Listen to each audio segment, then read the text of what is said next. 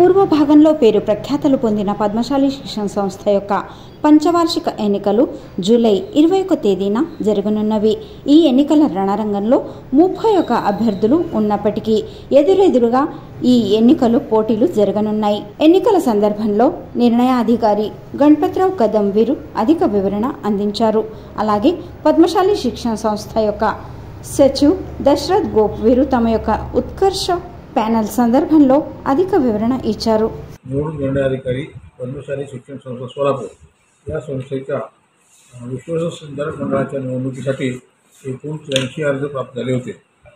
तर 83 अर्जापैकी 9 अर्ज नामंजूर झाले, रिजेक्ट झाले, राहिले 74। त्यापैकी बऱ्याचशा जणांनी डबल ट्रिपल असे अर्ज दिले होते।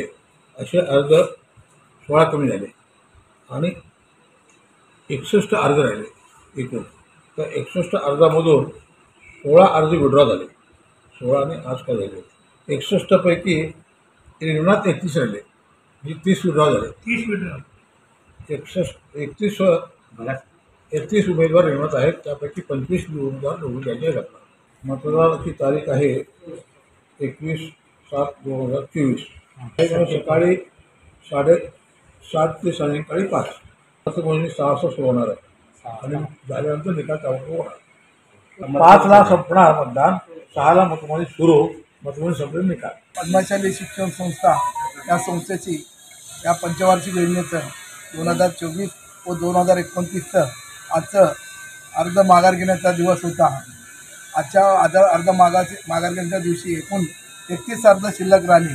तिथं 25 पाहिजे तिथे 31 अर्ज शिल्लक राहिले आणि 6 अर्ज जास्त असल्यामुळे निवडणूक अटळ झालेली आहे, त्यामुळे निवडणूक होणार आहे।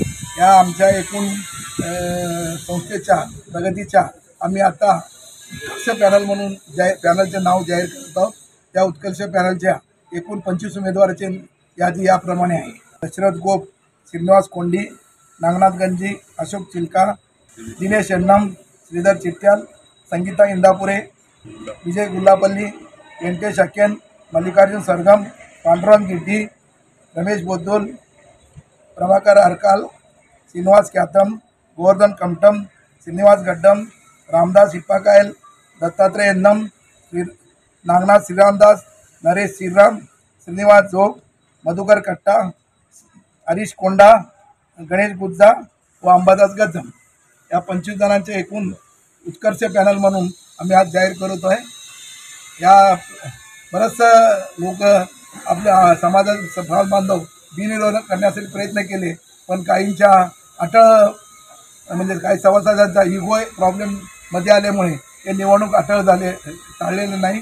त्यामुळे आम्ही सभासदाच्या या निर्णयाला मान्य करून निवडणूक सामोरं जाऊ। 7 लोकांना नवीन संधी दिलेली आहे। 7 सभासद कशासाठी निवडून जा हे चित्र गेल्या 5 वर्षात गेल्या 15-20 वर्षात आम्ही बदललेलं आहे। त्यामुळे तुम्हा लोकांना बी माहिती आहे आणि सभासदांना माहीत झालं आहे। त्यामुळं आम्ही एक 7-8 उमेदवारांना नवीन चेहरे देऊ शकलो।